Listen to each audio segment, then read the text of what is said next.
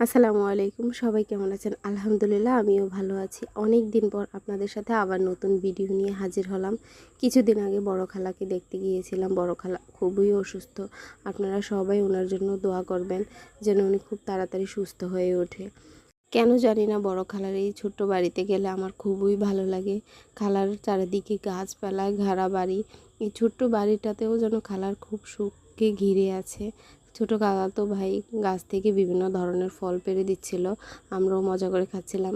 খালার বাড়িটা অবশ্য 6 গ্রাম বর্ডারের পাশে, তাই আমরা সবাই মিলে একটু বর্ডারের কাছে ঘুরতে গেলাম। ওই বর্ডারের উঁচুতে না একটা প্রাথমিক বিদ্যালয় আছে, যে এটা আমার খুবই ভালো লাগে।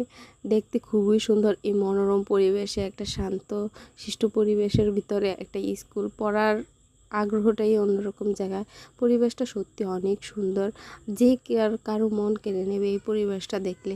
আকাশটাও